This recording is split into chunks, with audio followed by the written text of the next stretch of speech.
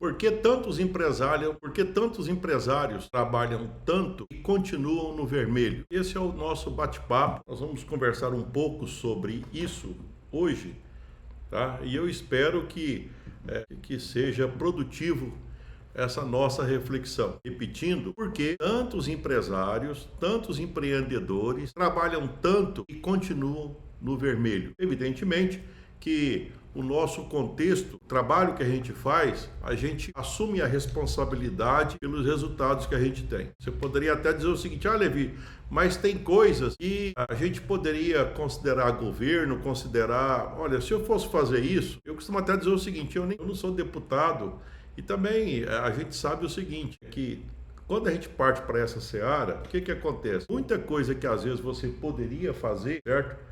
A gente poderia estar aqui contribuindo para aquilo que realmente está sob o seu domínio, que está na sua mão, e a gente poderia focar numa solução externa e que não seria, vamos dizer assim, o melhor para o propósito do seu empreendimento, tá? Então eu prefiro concentrar. Eu sempre comparo como se fosse um ônibus. Então você está no volante, você não está sentado no passageiro, né? Então eu sempre entendo que o dono do negócio, ele está no volante. Então, e é dessa forma que aconteceu comigo, porque quando eu tinha 4 empresas, é claro que a gente tem muitas situações que são assim, que tem um gosto amargo, que não são boazinhas. O que acontece, se a gente fosse discutir isso aqui, eu tenho certeza que às vezes nem vocês mesmos iam, tá mais um para reclamar e não vai virar nada. Nem vocês iam querer me assistir. Mas agora, como eu vou levar solução, qual que é a solução que eu vou levar? A solução que eu desenvolvi para mim, certo? Eu estou conferindo aqui para ver se está tudo certo, para ver se está tudo bem, tá? Vou até dar uma conferidinha para ver como é que está lá no... Tá tudo bem, tá tudo certo então. Ainda bem que tá tudo certo. Perfeito. Bem, então, a primeira coisa, eu diria para vocês então o seguinte: bom dia, boa tarde, boa noite, né? A gente está na internet, pode ser que agora alguém vai me escutar, mas isso aqui vai ficar divulgado, então, de repente, às vezes era melhor até dizer olá. Seja bem-vindo, empreendedor, empreendedora. Vamos então ao nosso bate-papo, né? Eu, inclusive, penso uma pessoa que gosta desse espaço. Sempre nas terças-feiras eu tenho deixado para a gente poder fazer uma reflexão, né? Que às vezes a gente vai para o lado técnico e outras vezes nem tanto. Outras vezes a gente fica mais não tão técnico. O que vai ser hoje? Certo? Bem, então, hoje eu quero conversar com você que acorda cedo, que trabalha o dia inteiro, que resolve problemas de funcionário, fornecedor, cliente, imposto, banco e por aí vai, né? Chega no final do mês, aí você pega e faz aquela pergunta que dói. Mas cadê o dinheiro? Aonde foi parar o dinheiro? Tá? Inclusive, é característica de pequenos negócios que às vezes existe um tipo termômetro, ele é como se fosse o caixa do banco, né? Na hora que você vê que o caixa do banco começa a aumentar, existe uma certa satisfação, e na hora que falta dinheiro lá no banco, ou que de repente você tem que pagar alguma duplicata, ou folha de pagamento, aí não tem o dinheiro, então vê um desconforto. Perfeito? Bem, a bem da verdade, não é bem assim que as coisas deveriam funcionar, certo? Porque isso chama-se fluxo de caixa. Dinheiro entra, dinheiro sai. É bom controlar isso? Sim, por alguns motivos. Não pagar cheque especial, não pagar juros, certo? Mas tem uma outra coisa que a gente pode fazer e que pode ser mais preciso. Na verdade, são várias outras ferramentas que a gente pode ter que aumenta a precisão e diminui esse desconforto, essa falta de paz de você ficar muito atrelado somente ao fluxo de caixa, ao que acontece no banco, tá? Eu falo mais ao banco porque, de maneira geral, nos pequenos negócios, o banco ele acaba sendo um termômetro assim para ver quanto tem lá no banco. É muito comum, eu já escutei bastante isso nas minhas consultorias. Bem, hoje não é que eu não vou ensinar nenhuma fórmula mágica, certo? Também não vou prometer que você vai resolver seus problemas em poucos dias, certo? O que eu quero mostrar é por que tantos empresários que, embora tenham todas as qualidades, são pessoas honestas, trabalhadoras, competentes, continuam no vermelho, mesmo vendendo todos os dias, certo? E fica comigo até o final, porque eu tenho certeza de que em algum momento você vai se enxergar nessa história, tá? Eu costumo dizer, tem até um livro, aqui do lado aqui, aqui, a introdução daquele livro diz o seguinte: olha, o sucesso deixa rastro. Quando eu admiro alguma pessoa, eu puxo a história dela e aí eu encontro o rastro. Da mesma forma que o sucesso deixa rastro, a falta dele também deixa rastro. Bem, então já que existe um rastro que é possível identificar, a gente então pode percorrer e trilhar, identificando o que deu certo, identificando o que precisa melhorar, perfeito? Então é possível fazer isso, né? É possível. Quer dizer, é um caminho que pode ser replicável, que pode ser aprendido. Tanto é verdade que aquilo que eu faço é te ensinar aquilo que eu aprendi nas empresas por onde eu passei. Antes de falar para você, deixa eu te contar um pouco dessa experiência minha, né? Durante foi muito tempo, olha só, foi mais de 30 anos que for analisar. Teve uma época que eu estava meio animadão mesmo, olha só. Eu estava com escola, fábrica de ração, loja de produto agropecuário, fazenda. E depois ainda, para dar uma força, eu resolvi, mais na frente, né, a fazer mestrado em economia, doutorado em agronegócio. Eu sei que se for pegar e contar as coisas que eu fazia, vai faltar idade. Porque além disso também eu era professor universitário. Eu sou aposentado, professor titular de uma instituição aqui de Goiás, a Universidade de Rio Verde. Hoje muito famosa por conta da trajetória dela e mais recentemente por conta do curso de medicina. Bem, durante a minha vida eu participei de centenas de empresas como consultor. Teve uma época que eu fiquei um tempo prestando consultoria, perfeito? E nessa época eu fiz muito trabalho para o Sebrae. O Sebrae é uma escola para muitos consultores, né? Vamos dizer assim, no meu caso, a prática eu trouxe de empreendedorismo. Eu já sempre fui empreendedor. Mas lá teve uma grande contribuição. Por quê? Porque conheci uma grande quantidade de pessoas, de amigos, pessoas competentes, e que esse compartilhamento, certo? E até um pouco, tipo assim, tem muito aspecto de receber informações, de teorias, certo? E de aplicação. Então é um local que é teórico e prático ao mesmo tempo. Isso, para eu que já era de casa, ficar dentro das empresas, então foi uma contribuição bastante interessante. Mais recentemente, na época da pandemia, eu preferi ficar quieto no meu canto. Foi quando eu comecei a escrever, a montar, aí depois eu fui para o digital. E aí você já me conhece, eu estou aqui, tá? Então, durante esse trabalho que eu tive, aonde eu tinha na verdade, eu estou falando dessas empresas, eu estou falando das empresas que eu fiquei até o final, porque teve empresa que eu abri depois que eu entrei de sociedade e eu fechei, certo? Então, de certa forma, eu sempre tentei. Teve algumas que não, que eu percebi que, tipo assim, dentro do contexto que eu trabalhava, eu estava exagerando, aí eu preferi cair fora, certo? Mas eu vivi muitas crises na minha vida dentro de empresas, certo? Então, com o tempo eu passei a ter um certo patrimônio, certo? Eu acredito que eu cresci bastante, porque eu sempre fui uma pessoa que eu sempre li acima da média, eu sempre estudei. Eu não vou dizer que eu sou inteligência acima da média, eu nunca disse isso. Mas eu costumo dizer que eu tenho um esforço acima da média, né? Normalmente, pessoas, inclusive eu tinha muitos alunos, muitos amigos de escola, e eu percebia que eles estudavam muito menos que eu para terem um resultado melhor do que o que eu tinha, certo? Mas eu compensava a falta de habilidade de entender coisas tão rapidamente pelo esforço. Então eu sempre entendi que eu fui uma pessoa esforçada. E ao longo dessa caminhada, imagina só, mais de 30 anos com a empresa, a gente acumula experiência, certo? E no caso, como eu tive uma experiência bem sucedida, então você imagina alguém que se esforça e que consegue interpretar e entender o que aconteceu e depois guardar para ensinar. Que mais recentemente eu nem sabia que um dia eu ia ensinar. Sim, da forma que eu estou ensinando. Eu sempre ensinei um ou outro que me procurava pelo fato de perceber que eu tinha uma certa habilidade, mas eu nunca imaginei que um dia eu fosse fazer o que eu faço hoje. E agora eu estou fazendo, eu estou aqui ensinando, tá? Então, Bem, várias situações já aconteceram em que eu me vi numa situação de crise, inclusive com problema de fluxo de caixa, com problema de dinheiro, certo?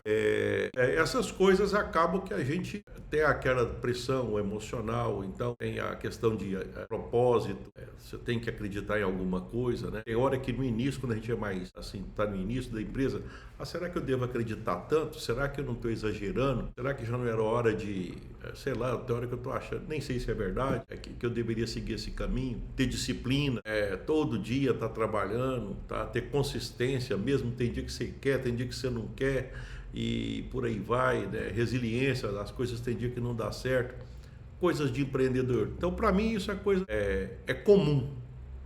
E para mim isso até é normal, porque faz parte do empreendedorismo, né? Não tem ninguém, você procura alguém empreendedor que nunca perdeu um sono, e isso faz parte, dono é dono, né? Então, eu gostaria até de, nesse momento, quem está me assistindo, certo?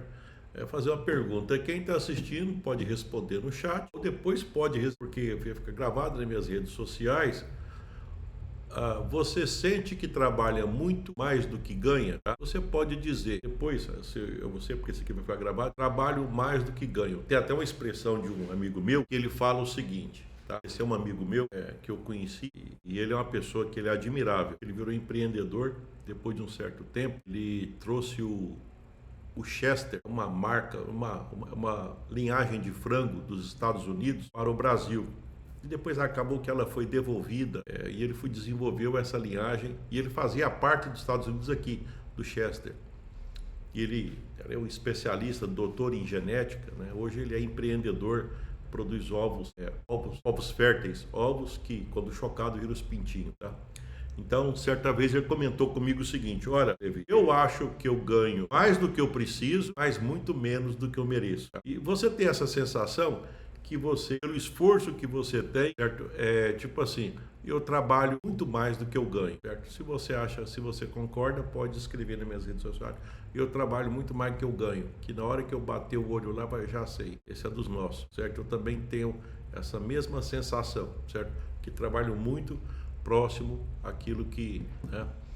Mas eu penso isso, só que eu penso isso, eu estou concordando com você, só que eu estou querendo que você aproveite mais o nosso bate-papo, certo? Não é que eu concordo assim, porque você estava encerrado, né? Eu concordo até um pedaço, porque na hora que eu vou te falar o que eu tenho para te falar, então você vai falar, mas então dá para melhorar bastante. É isso que eu estou falando, tá? Então vamos seguindo aqui. Por conta disso, então vamos ao seguinte: 7 sinais que a sua empresa está caminhando para o vermelho. Depois a gente pega e vê, certo? O que a gente pode sair, tá? Então vamos lá nesses 7 sinais que a sua empresa está indo para o vermelho. E aí você pode até ir olhando, porque na hora que você vê o caminho, o que você pode fazer? Você conhecer o caminho. É verdade, eu não tinha percebido que tinha deixado um rastro e que agora eu posso, entendendo isso, eu posso tomar as minhas providências, concorda? Tá. Então, vamos lá, você vende e nunca sabe o que realmente lucrou. Não sabe o que você pode colocar no bolso, certo? Faturamento não paga boleto. Lucro sim, na hora que sobra, porque sobra mesmo, certo? São coisas completamente diferentes, que inclusive, em princípio, às vezes, para quem não é muito ligado a negócio, o faturamento e lucro, alguns até que acham que é sinônimo. Se está lucrando muito, é a mesma coisa que falar que está faturando muito. E faturamento faz referência a quanto vendeu, enquanto que o lucro faz referência a quanto que sobrou no seu bolso. Depois de apurado todo o esforço por um determinado período, alguma coisa sobra um resultado. Se sobrou no seu bolso dinheiro, é lucro. Se não sobrou e ainda ficou uma responsabilidade pelo que aconteceu, é prejuízo. Então nós estamos falando disso, né? Então, faturamento é uma coisa, lucro é outra coisa. Bem, sinal 2, certo? Nós vimos então, sinal 1, você vende. Sinal 2, o dinheiro entra, mas desaparece. Você olha a conta bancária e pensa, entrou muito dinheiro este mês. Aí, alguns dias depois, a conta praticamente zerada, certo? É muito difícil alguém entender, assim, em princípio, numa primeira conversa, quando as pessoas têm empresas e que ainda não estão mais estruturadas, ou às vezes ainda não passaram por um processo de amadurecimento, as pessoas não sabem onde o dinheiro está, certo? E tem um detalhe, eu já percebi também que, não quero nem olhar lá no banco, que na hora que eu olho lá eu fico meio que desesperado. Ainda mais depois, quando acontece que uma conta fica negativa, que alguém telefona para tomar uma providência. Providência no sentido seguinte: olha, você quer que precisa de uma conta garantida, precisa de aumentar o tamanho do seu limite. São coisas que acontecem, certo? Por conta desse dinheiro que entra e desaparece. Esse que eu estou dizendo que é o sinal 2. Bem, o sinal 3, você vive apagando incêndio. Nunca consegue trabalhar de forma estratégica. Tudo é urgente, tudo depende de você. A sua empresa virou um pronto-socorro. Existe como se a gente pudesse separar, pelo menos, claro que dá para separar em mais, em 3 grupos. Urgente, importante e circunstancial. Urgente, vamos pegar e lembrar um caso aqui, urgente, está pegando fogo. Tá, então é urgente, ficou claro? Ataque cardíaco. É urgente? Então, tem que tomar providência. É urgente. Tá? Fica muito mais fácil entender o urgente pelo exemplo do que se eu ficasse falando um piada de coisa, né? Circunstancial. É aquilo que acontece, normalmente circunstancial, acontece por acaso. Então, é um bate-papo. Oi, fulano, tudo bem? Quanto tempo? Quanto tempo que a gente não encontra? E aí, como é que vai fulano, ciclano? Circunstancial. Um jogo de futebol, vamos assistir o jogo junto? Vamos, então, circunstancial. Vamos na sauna, vamos fazer um churrasquinho, certo? Dentro das empresas tem aquele momento em que, para começar o dia, aí, tudo bem? Pois é, você viu o que aconteceu ontem? Então ali vai 5 minutos, 10 minutos, ali vai um tempo. Depois, na hora do almoço, às vezes você está lá almoçando e está vendo na televisão aquele punhado de coisa lá, de informação. Nossa, que é importante, sim, você não vai resolver nada aquilo lá, certo? Você não está lá para resolver, mas tudo bem. Aquilo lá é circunstancial. Se a televisão tivesse desligado em outro canal, você nem ia perceber também. Tá? Veja bem que eu falei de urgente, eu falei de circunstancial. E tem um aqui no meu que é o importante. Eu diria para você o seguinte: importante, se você está me assistindo essa live, eu considero esse momento importante. Por quê? Porque desse nosso bate-papo, às vezes alguma coisinha pequena que eu falo ou que eu já fiz, e você fala: nossa senhora, isso eu posso fazer. Aqui já ficou importante, porque valorizou o propósito da sua empresa. A sua empresa, no meu entendimento, ela é importante. O sucesso da sua empresa, eu entendo que ela é importante.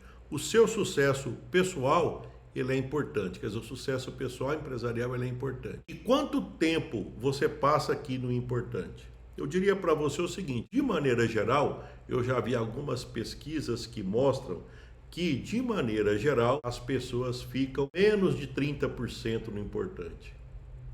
Se somar o urgente e o circunstancial, dá 70%. É como se você fosse marcando o que acontece no seu dia a dia, e depois você observa e fala: nossa senhora, eu não sabia que eu ficava tanto tempo apagando fogo, tanto tempo circunstancial. Vou te dar um exemplo muito simples do que acontece isso. Alguém te pede um favor. Em outras palavras, eu vou traduzir o que é te pedir um favor. É pedir o seu tempo. Fulano, eu posso usar o seu tempo? Aí ele fala, só que ele não fala. Aí você fala: você pode me fazer um favor? E você tira o seu tempo para ajudar essa pessoa. Eu diria que para você é circunstancial. Para aquela pessoa pode ser importante, pode ser urgente, mas para você é circunstancial. Porque para você aquilo não é urgente. Urgente eram as coisas que você tem que fazer para você. Para você, então aquilo não é. Se você estiver dando um ataque cardíaco, é urgente para você. Agora, se foi alguém, aí você pode até ajudar, certo? Mas você vai ajudar sabendo que você não tinha programado. Aliás, essas coisas, se aconteceu, não foi culpa sua também, né? Então, de maneira geral, a gente fica muito tempo no urgente e no circunstancial, certo? Agora que eu falei isso, você já deve pensar: nossa, é mesmo, né? Então, será que é diferente esse pessoal que é muito produtivo? Eu vou te falar uma coisa. Você vai perceber que eles são muito mais focados, certo? E uma das coisas que acontece é justamente isso. Que as pessoas que são mais focadas, elas conseguem ser mais produtivas, tá? Bem, você mistura o dinheiro pessoal com o da sua empresa, certo? Paga a conta de casa, depois devolve, depois pega de novo, quando percebe, não sabe quanto é que pertence ao negócio. Isso aqui acontece muito quando não tem sócio. Porque como você é o sócio, se é você e sua esposa, você é familiar, cada um vai lá e pega. Eu já atendi cliente e cada um ia lá e pegava o que precisava. E eu vou te falar uma coisa: onde não tem nada escrito, nossa, mas as pessoas precisam de mais. Elas precisam de muita coisa. E já teve questão também de pessoas que eu atendi, que estava a ponto de fechar a empresa e que depois que começou a organizar a empresa, eu acompanhei durante mais de um ano, cerca de um ano e meio. Então, certa vez, ela até em tom de desabafo disse: olha, eu nem sei o que seria de mim se eu não tivesse feito o que eu fiz agora, porque eu achava que a minha empresa não dava lucro, mas na verdade o descontrolado sou eu. E ele falou isso, tipo assim, me agradecendo, né? E eu fiquei, claro que eu fiquei super satisfeito. Quem é que não fica satisfeito de uma coisa dessa? Ainda mais no caso que era o trabalho que eu fazia. O trabalho de um consultor, de quem faz a mentoria, na hora que vê aquela pessoa que ele ajuda, ela perceber a importância do que foi feito, né? Então, para mim foi muito gratificante escutar aquilo que ele falou, perfeito? Bem, então isso pode acontecer? Claro, quando as empresas são pequenas, de maneira... Mas não é que você pega e faz isso por má vontade. É meu mesmo, eu pego e pronto. O problema é perder o controle. A dificuldade é que na hora que você vai controlar a sua empresa, você não sabe quem é de quem é o quê. E aí normalmente complica. O certo é o seguinte: quando é separado, as pessoas são mais organizadas. Elas ficam muito mais organizadas e não passam por esses perrengues, né? Eu, em todas as minhas empresas, eu tinha, vamos supor, eu tinha 3 empresas, então, na verdade, eu tinha no mínimo 3 contas jurídicas, só que a escola era bem maior, tinha mais conta jurídica, mas no mínimo uma conta jurídica para cada um, às vezes tinha mais, né? Bem, sinal 5. Aqui a gente já começa a ficar um pouco mais, vamos dizer assim, nós já caminhamos um pouco mais. E é quando, por exemplo, você passa a usar empréstimo para cobrir prejuízo, tá? Então, é quando, é tipo assim, você sabe que aquele dinheiro que vai entrar, ele não é para produzir nada de novo. Ele é para tampar um buraco que apareceu. A gente poderia dizer que é um balde que você pega a água que está cheia de furo. Você poderia imaginar o seguinte: não, se isso aqui acontecer e acontecer de novo, e acontecer de maneira recorrente, repetidamente, significa que é como se você estivesse tentando apagar fogo com gasolina. Bem, esse tipo de empréstimo que eu estou falando não é o para crescer, é empréstimo para sobreviver, né? É um dos maiores sinais de alerta. Às vezes, quando eu pego e falo disso, aí tem pessoas que falam assim: não, Levi, mas você não é a favor ou contra pegar dinheiro emprestado? Eu falei: não, nesse contexto aqui, veja bem, até traduzindo de uma forma bem simples, aquele dinheiro que você pega de terceiro e que na sua mão enche o seu bolso de dinheiro, perfeito. Esse aqui não é isso, não. Esse aqui eu estou falando é quando faltou alguma coisa e aí você teve que pegar dinheiro que não vai ser para crescer, vai ser para manter o empreendimento. Quer dizer, é um sinal típico de empresas que, depois de uma certa caminhada, elas entraram em crise. Perfeito? Bem, sinal 6. Você trabalha cada vez mais, a qualidade de vida diminui, você chega em casa cansado, sem paciência, sem energia e sem conseguir aproveitar a família. E tem um detalhe: aí eles te perguntam alguma coisa, como é que você explica? Como é que você vai explicar que tudo que você está fazendo para dar certo está deixando a desejar? E não é por sua boa vontade. Aí você fala com alguém que não é ligado ao negócio: mas você não está fazendo a coisa certa? Nossa senhora, né? Por exemplo, eu nem comento essas coisas, dependendo de coisa de negócio, eu não comento com quem não é de negócio. Por quê? Porque depois vai pedir para me explicar uma coisa que eu não dou conta. Eu não dou conta de explicar para quem não entende um pouco de negócio sobre certas coisas. Isso aqui que eu estou te falando, e eu tenho certeza de que você está entendendo o que eu estou falando.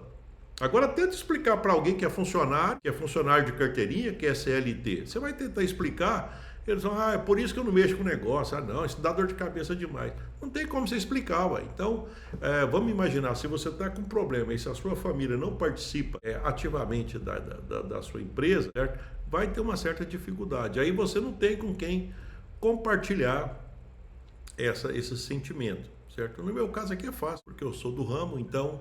Aí se você falar, na hora que você fala, eu vou falar: eu já senti a mesma coisa.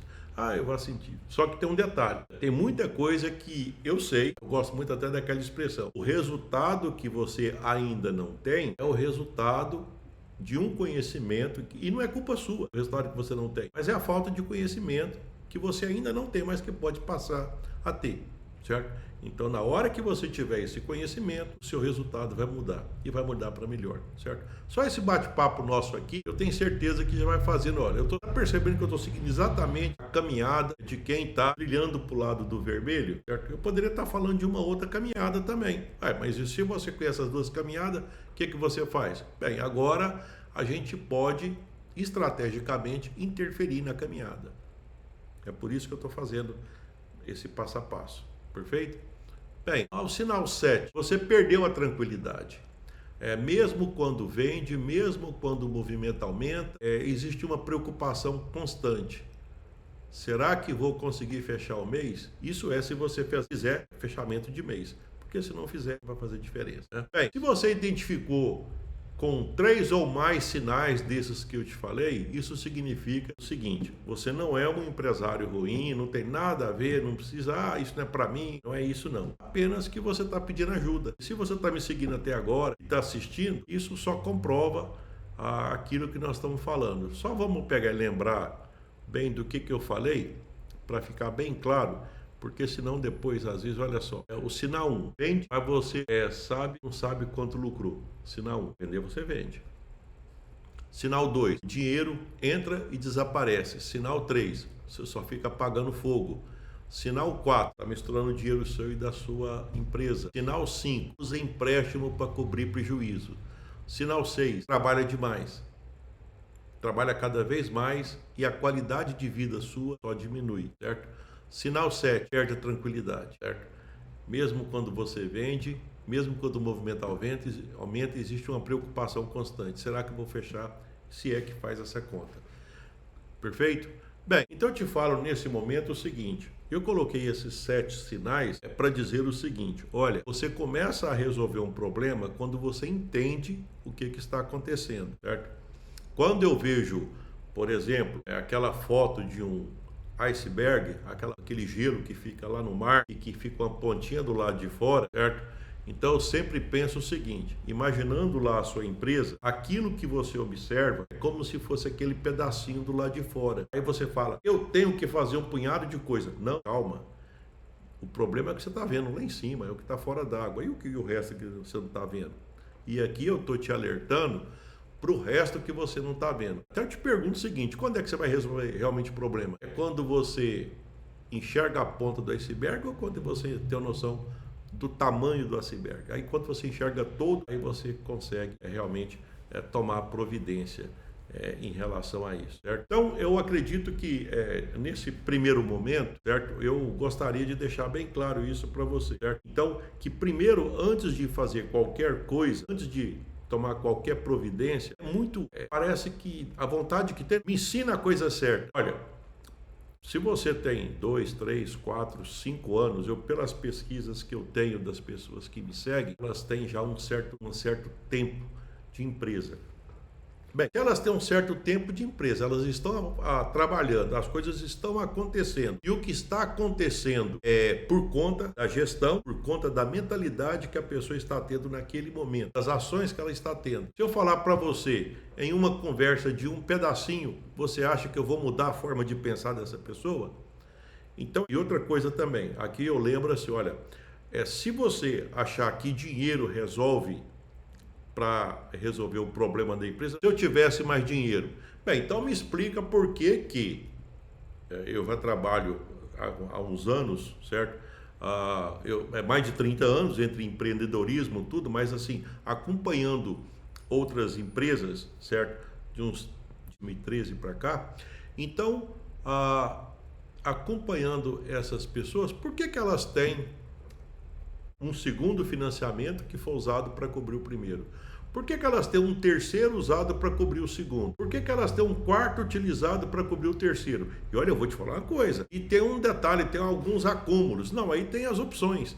Aí tem, por exemplo, vamos imaginar um Pronamp, que é barato. Aí tem a conta garantida. Aí tem o cartão de crédito. Aí tem antecipação. Eu pergunto, mas se você falar para mim, Levi, mas não é assim com todo mundo? Eu diria para você o seguinte: eu diria que isso é comum. Isso é comum, certo? Mas não é o normal. Vamos entender o que é comum, o que é normal, para ficar bem claro? Comum é o que a maioria das pessoas fazem. É o comum. percentualmente é muita coisa que acontece. Esse é o comum. Normal vem de norma. Qual que é a norma? A norma é não usar dinheiro de ninguém. Certo? Agora tem um detalhe, se tem um dinheiro barato, se nós temos já uma estrutura, em termos até de país, que existe um tipo de investimento para crescimento, que é para a construção de nova capacidade produtiva, que é para você fazer um prédio, que é para você montar uma indústria, que é para você comprar um maquinário novo, tá? Existem essas linhas, certo? As principais, elas estão vinculadas ao BNDES. Por exemplo, eu sou do Centro-Oeste. Aqui tem um FCO, Fundo Constitucional para o Desenvolvimento do Centro-Oeste. Nós temos alguns estados que têm os fundos constitucionais, que é da Constituição de 88. Mas eles são específicos. É Norte, Nordeste, o Centro-Oeste, certo? Para ficar na praia não tem, certo? Não, eu quero ficar lá em São Paulo, lá não tem fundo constitucional. Se tivesse, Goiás estava vazio até hoje. Por que queria sair da praia para vir para o centro do Brasil? A marcha para o oeste, ela não teria acontecido, tá?